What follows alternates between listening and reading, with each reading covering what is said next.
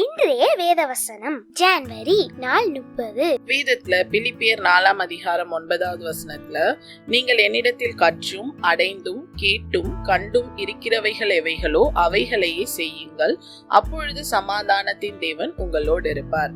இந்த வசனம் யார் சொல்றது அப்படின்னு சொல்லி பாத்தீங்கன்னா பவுல் சொல்றாங்க. பவுல் என்ன சொல்றாங்கன்னா, என்னிடத்துல நீங்க கற்ற காரியங்கள், என்னிடத்துல கேட்ட காரியங்கள், என்கிட்ட பார்த்த காரியங்கள் படி நீங்க நடக்கும்போது சமாதானத்தின் தேவன் உங்களோட இருப்பார் அப்படின்னு சொல்றாங்க. சோ அப்போ பவுல் ஒரு பெரிய ரோல் மாடலா இருக்காரு. ஆண்டவருக்கு பிரியமாக வாழ்ந்த ஒரு மனிதன், ஆண்டவருக்காக வைராக்கியமா ஊழியம் செஞ்ச ஒரு மனிதன் தான் யாருன்னு பாத்தீங்கன்னா பவுல். சோ அப்படிப்பட்ட பவுல் என்ன போல நீங்க வாழுங்க அப்படின்னு சொல்றாங்க. எப்பயுமே நம்ம மத்தவங்க கிட்ட நிறைய குணங்களை எதிர்பார்க்கிறோம். அவங்க இப்படி இருக்கணும், இது அவங்க தப்பா இருக்காங்க அப்படின்னு சொல்லிட்டு.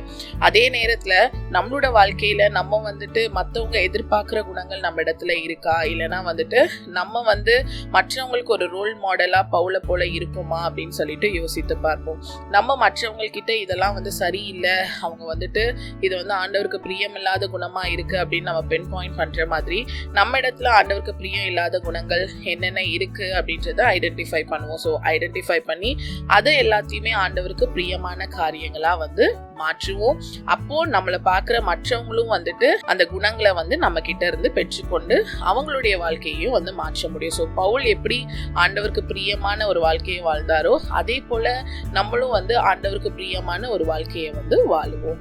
Thank you. Have a fantastic day.